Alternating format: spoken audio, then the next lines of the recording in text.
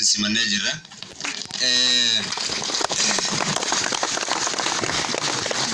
Kopiin keenya sagantaa raadiyoo Barcaati jaa. Yeroon raadiyoo Barcaati sagantaan sira. Kanaafuu raadiyoon Barcaa amma jalqabaa hangaftoota oduu biyya keessaatiin jalqabnaa.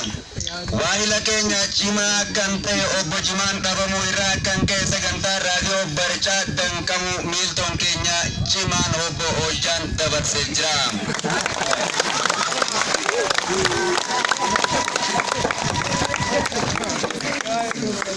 Gara oduu biyyaalaatiin jaa. Oduu biyyaalaatiin Faransaayitti baay'ina dubartoota ol ka'uu irraa kan ka'e biyyatti yaaddootaa jira jette.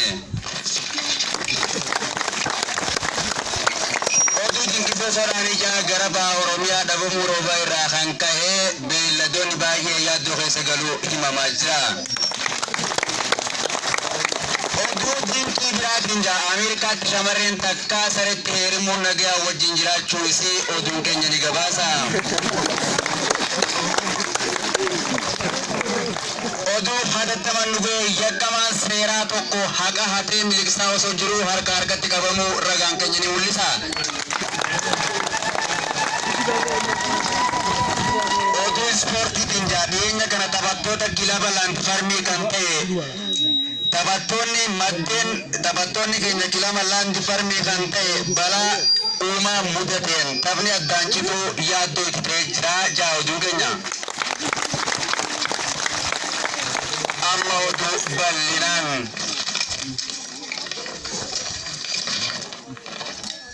Raadiyoon Barcaa yeroon isaa ammam. Raadiyoon Barcaa ganama yeroo ija banaa irraa eegaluun hanga guyyaa yeroo qamaatitti itti kan fufu yoo ta'u sagantaan isaa amma jalqabam amma oduu biyyaatiin eegalla. Dhiyeenya kana waahila keenya jabaa kan ta'e obbo Jimaan dhabamuu irraa kan ka'e sagantaan raadiyoon Barcaa danqamuu miiltoon keenya obbo Hojjaan himeetti ni jira. Danqaa kana irratti itti dhiyeenyaan kan dubbifne miiltoon keenya kan ta'e obbo Hojjaan akka himetti dhabamuu Jimaa ilaalchisee danqaan sagantaa raadiyoo Barcaa gufuu hedduun akka jiru himee jira. Gufuulee kanaan wal qabatee tajaajilli nuti kennunillee haalaan xiqqaataa jirra jechuun himam. Himannaa danqaa sagantaalee kanaa itti deddeebiin yaallullee itti deddeebuun ijata galfatanillee akka hin milkaa'in himata. Itti dhiyeenyaan namni dubbifne adde Haraaraan akka jettetti kanaafis badiin tuni marti eenyu akka itti himatamuu qabu kan gaafatan yoo ta'u adda bahuu baatullee shakkamaan tokko jira jechuun abbaa sagantaalee kanneen kan ta'e obbo Mirqaana komatan.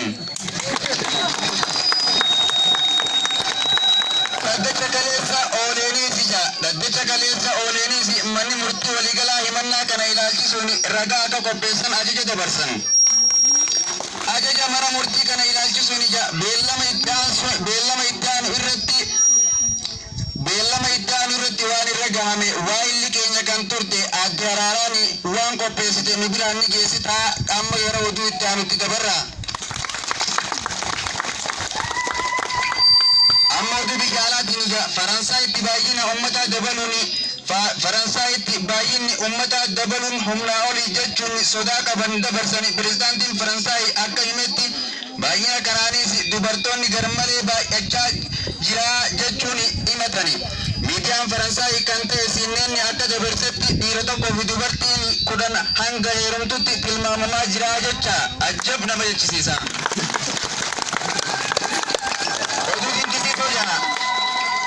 Oduu dinqisiisoo gara baha Oromiyaa dhabamuu roobaa irraa kan ka'e beeyladaan akka dhumaa jirtu sagantaa raadiyoo Barcaas ni dabarsaa jira. Tilmaama kanaanis sababa caamsaa kana ilaalchisee beeyladoonni akka himatanitti kana hundaaf sababa kan ta'e badii ilma namaati jechuun himattee jirti. Oduu dinqisiisoo biyya Ameerikaatti magaalaa Waashingtan keessatti shamarreen tokko sareetti heerumtee aruusni isaanii nagaan galuu himama. Oduu kanaafis maddi oduu keenya Aljazeeraa obeeffanne.